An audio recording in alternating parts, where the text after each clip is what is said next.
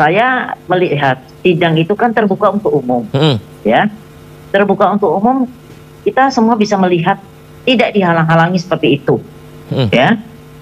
Ada satpam, jadi mereka meng-hire satpam, emang sengaja perintahnya saya dan Fitra tidak boleh hadir dekat di sana, tidak boleh bicara. Terus kemudian ada kelompok-kelompok motor ekstasi. Saya lihat tuh pakai baju hitam-hitam.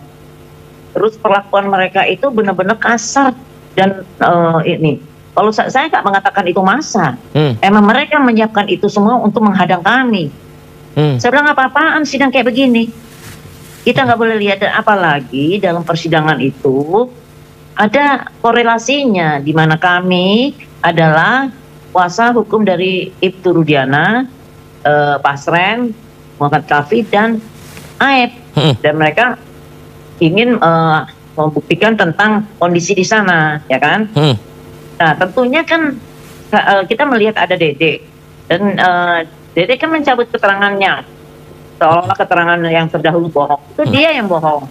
Justru dialah yang nomor satu menjelaskan kepada tim bahwa ada kejar-kejaran segala rupa. Aib belakangan mengiyakan. Karena aib itu terjadi sudah 5 tahun, dia mengenal semua pihak-pihak orang-orang itu yang tukang nongkrong itu, karena kan berdekatan tempat kerjanya, tempat nongkrongnya, tempat mainnya. Tapi saya juga lucu ya, saya melihat mereka tidak mengakui adanya pembunuhan, tapi mereka datang ke tempat-tempat lokasi 1, lokasi 2, lokasi 3, tempat pembunuhan.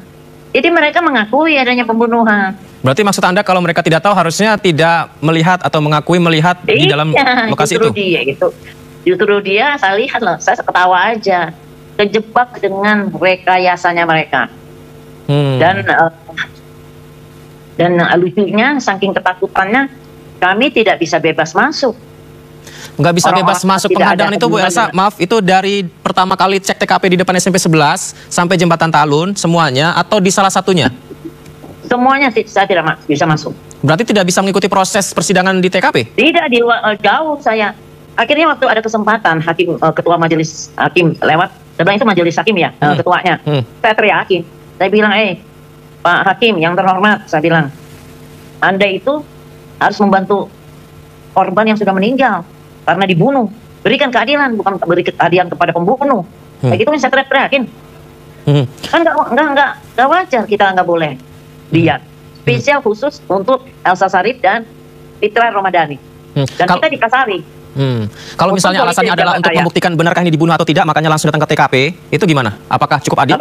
Kalau misalnya alasannya adalah ingin membuktikan ini benarkah pembunuhan atau tidak, makanya datang ke lokasi untuk ngecek TKP, itu adil tidak, Bu Elsa? Itu pembunuhan jelas, dia tidak bisa menyangkal itu pembunuhan, ya.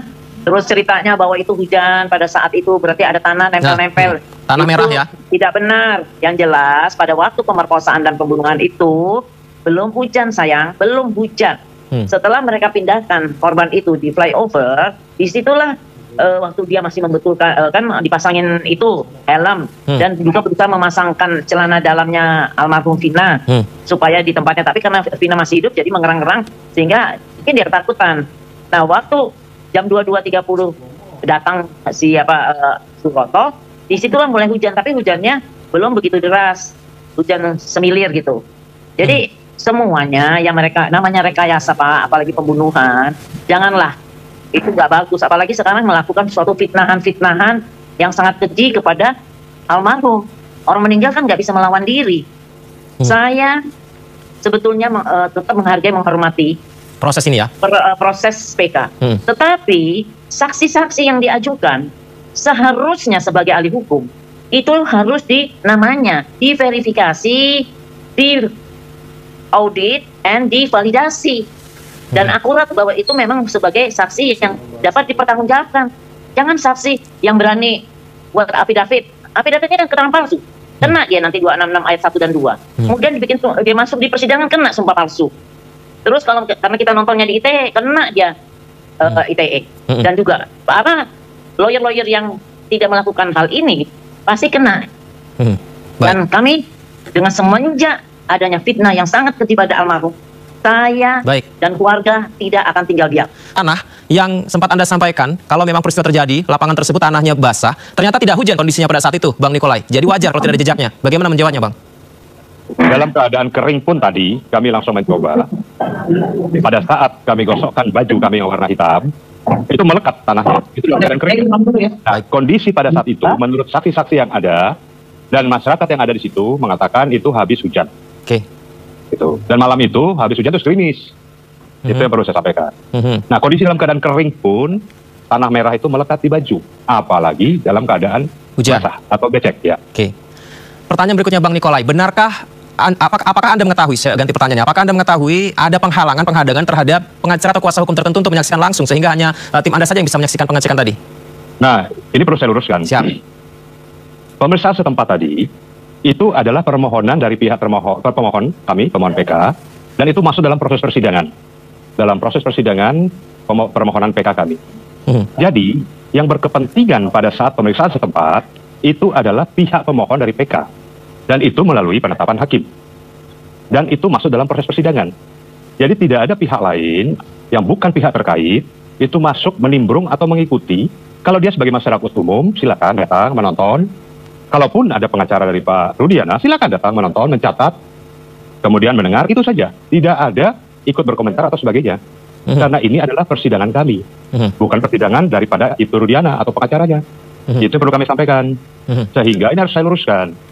Jadi kalau ada pihak-pihak yang datang, kemudian mau ikut berbicara atau nimbrung, kapasitasnya sebagai apa? Pertanyaan kami, kapasitasnya Pak sebagai apa? Legal standingnya dalam persidangan proses permohonan PK kami sebagai apa? Baik. Itu pertanyaan kami. Baik, berikutnya, sejumlah fakta baru apa yang ditemukan tim hukum Anda, Bang Nikolai, ketika hakim mengecek langsung ke TKP dari SMP 11 sampai Jembatan Talun, Bang Nikolai? Jadi ada beberapa fakta, misalnya, dari tanah kosong menuju ke depan Madrasah Aliyah Negeri 2 Cirebon. Itu jaraknya sekitar 200 meter dan ada sedikit tikungan. Bahkan Ketua Majelis Hakim pun sempat mengatakan kalau jarak sekian dengan keadaan sekian beliau berjalan kan, emang tidak bisa melihat secara langsung, tidak bisa melihat, itu pertama. Yang kedua, ada warung di depan situ, di depan Madrasah Aliyah itu, kita tanya, apakah pada saat malam tanggal 27 itu dalam keadaan ramai itu sepi? Sepi. Apakah Bapak mendengar suara motor kejar-kejaran atau kebut-kebutan? Kami tidak mendengar. Dia sampaikan begitu. Dan itu ada kesaksiannya, ada di Ayus. Yang tadi sore ya, itu ada. Berarti kalau misalnya ada saksi yang mengaku melihat secara langsung ada penganiayaan di lokasi lapangan tersebut hingga ke Jembatan Talun, itu rasanya tidak masuk akal karena jaraknya sangat jauh. Secara logika hukum dan logika berpikir tidak masuk akal. Karena di Jembatan Talun pun ketika kami bertemu dengan saksi yang namanya Pak Adi yang melihat kejadian langsung bahwa itu terjadi kecelakaan dan beliau menyampaikan hal tersebut. Dan bukan hanya Pak Adi, ada 3 saksi yang lainnya itu menyatakan hal yang sama. Bahkan seorang saksi yang namanya Pak Oki itu dia sendiri yang mengangkat korban Vina dinaikkan ke mobil Ranger polisi. Dia melakukan pertolongan pada saat itu. Baik, Bu Elsa, ini menyambung dengan pertanyaan saya tadi, Bu Elsa. Benarkah beredar informasi bahwa Aib melihat peristiwa tersebut dalam jarak 100 meter? Itu seperti itu, Bu Elsa? Jangan dipotong-potong bahwa dia melihat 100 meter. Baik. Kita melihat jalan itu lebarnya 6 meter. Baik. Dan mereka sudah mengenal, dan Aib kerja di sana sudah 5 tahun. Kalau Dede 2 bulan. Jadi Aib mengenal benar karena dia di warung ini suka belanja kongko-kongkonya si anak-anak itu di terpidana dan juga di warung Madura, dan itu kan tempat kerjanya dekat. Nah, jadi dia mengenal satu-satu secara pasti.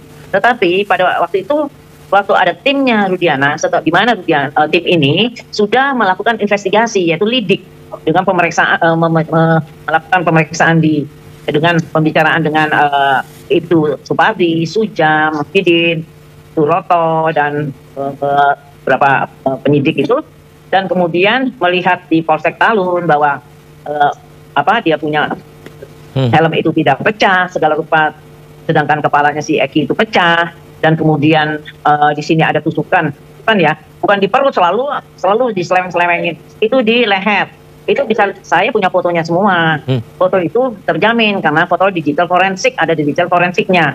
Kemudian juga hancur kakinya, kemudian ada sperma di vaginanya Vina. Dari hasil visum itu, terus melihat kondisi di motor, mereka melakukan diskusi sehingga mulai mencari, menanyakan di mana sih sebetulnya tempat terjadi kecelakaan. Jangan perlu saya garis bawahi, dan saya sudah tanyakan, tidak ada penetapan tentang adanya kecelakaan. Yang ada kelalaian dari piket dari polsek yang sudah dihukum, diberikan sanksi, yang memberi kabar bahwa itu kecelakaan. Tapi tidak ada penetapan maupun olah TKP tentang adanya kecelakaan. Nah, ini kan yang diterus-teruskan supaya terjadi kecelakaan dan dilakukan cocokologi. Ini ngomong ini sehingga cocok, akhirnya kecelakaan, akhirnya bisa bebaskan. Baik. Kita harus lihat dari fakta-fakta dari tiga dokter ini. Mana mungkin orang punya ada spermanya kalau itu kecelakaan. Mana mungkin ada trauma benda tajam di pipi sebelah kanan. Terus ada tulisan P di sini. P. Ada bukti-buktinya ya. Apa? Baik. Ada bukti-buktinya ya Bu Elsa ya. Dan saksi-saksi makin menemukan lagi saksi yang akan kita ajukan. Baik Bu Elsa, saya ingin minta pendapat Bang Nikolai. Gimana tanggapannya Bang? Saya tidak mau menanggapi karena saya lebih percaya fakta persidangan pada saat persidangan permohonan peninjauan kembali PK. Itu pertama. Saya tidak mau berkomentar atau percaya terhadap narasi-narasi, terhadap katanya, terhadap hal-hal yang tidak langsung dibuktikan pada saat sidang pengadilan di PK. Ya, pada saat sidang pengadilan di sidang PK, semua saksi di bawah sumpah, semua keterangan dicatat, semua ahli di bawah sumpah, semua keterangan dicatat, semua alat bukti diverifikasi, dan semua temuan-temuan novum-novum yang kami temukan semuanya diserahkan kepada majelis hakim yang mengadili PK. Jadi saya lebih cenderung untuk lebih percaya pada fakta persidangan. Saya tidak percaya pada cerita atau narasi. Baik, ya. Bang Nikolai, kita bedah satu-satu ya. Satu hal. Ya, silakan. Tadi Bu Elsa bilang ada sperma. Pertanyaan saya, di tes DNA ada spermanya itu? Milik siapa spermanya? Ternyata tidak. Baik. Ternyata tidak di tes DNA. Sehingga tidak mengetahui sperma itu milik siapa. Itu hal yang sangat-sangat gampang lah, orang awam pun bisa bertanya demikian. Tidak usah pakar hukum, tidak usah ahli hukum, tidak usah profesor, doktor. Orang awam pun bertanya, apakah di tes DNA dari sperma tersebut milik siapa sperma tersebut? Dan itu bisa dites di lab krim. Dan itu bisa dibuktikan milik siapa. Tapi sampai sekarang tidak ada pembuktian. Bahkan di dalam sidang permohonan PK, itu kan sempat dilakukan sidang tertutup juga untuk membahas masalah ini. Bahkan ketika kita menanyakan tentang sperma tersebut, ada mengatakan bahwa sperma tersebut 10 hari terhapus. Nah, kalau 10 hari terhapus, kejadian 27. Sedangkan tanggal 31 itu ditangkap anak-anak itu. Kemudian tanggal 1 sampai tanggal 5 di BAP dan seterusnya. Rentang waktu 10 hari itu masih cukup untuk memeriksa DNA dari sperma itu. Seharusnya kalau pada saat itu betul-betul mau mengungkap kasus ini, kasus pembunuhan atau kecelakaan. Saya kira itu aja. Kalau dari kami sih, kami lebih percaya pada fakta persidangan, pada keterangan saksi, ahli, maupun alat bukti lainnya yang dihadirkan dalam persidangan. Demikian. Ini jadi bikin pertanyaan, Ibu Elsa, apakah di tes DNA spermanya? Apa jawabannya ketika muncul pertanyaan kenapa tidak dibuktikan?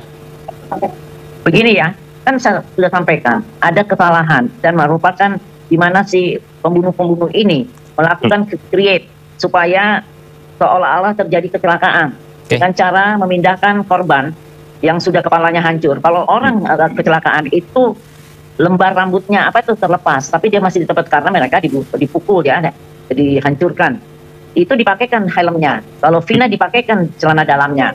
Pada saat itu belum hujan loh ya. Jadi kita berdasarkan saksi-saksi yang lain. Jadi bukan bicara narasi Pak Nikolai. Kita kan saling kenal. Saya nggak pernah bicara yang tidak ada faktanya. Sama, dan kemudian saya bicara fakta. Baik. Saya bicara fakta. Dan juga orang yang melihat mereka meletakkan korban itu di flyover, kita sudah temukan ya. Kemudian juga orang yang pernah diancam akan dibunuh seperti Vina, itu sudah ada dan kita sudah temukan semuanya baru dan kemudian kalau sudah ada begitu Bu Elsa, maaf saya potong. Tunggu, saya belum selesai. Saya akan boleh bicara. Silakan, kita belum selesai bicara, kalau dipotong-potong nanti ya, silakan, 50 meter jadi 100 meter, padahal itu cuma 6 meter, jadi gimana? Silakan, Elsa. Saya kasih tahu supaya jangan dipotong-potong. Lanjut Bu Elsa. Dan saya tidak cerita narasi, saya ada BAP-nya, ada buktinya, dan sampai ada orang yang diancam juga tadi. Silakan, Elsa. Saya tidak membuat cerpen.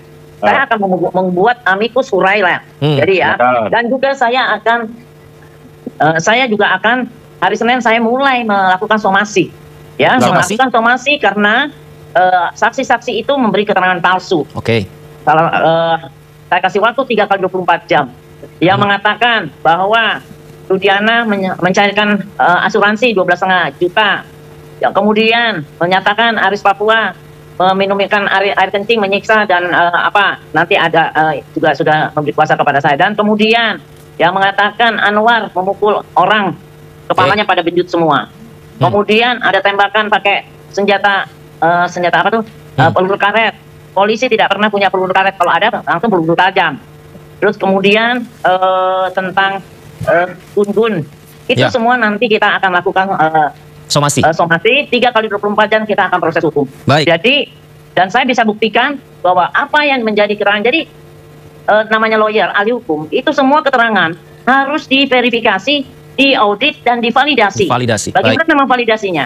Nah, karena itu tidak benar, ya kita akan proses hukum. Tadinya saya diam saja, tapi kalau sudah memfitnah almarhum, orang yang tidak bisa melawan, yang mengatakan minum minuman keras dan minum minuman obat-obatan ekstasi dan serupa, standing motor, pokoknya cocokologi untuk supaya ini bukan pembunuhan tapi kecelakaan. Jadi kita akan proses hukum. Baik, Bu Elsa, berarti itu menjadi alasan akan somasi ya. Sekarang giliran Bang Nikolai, silakan waktunya Bang. Bagaimana menanggapinya?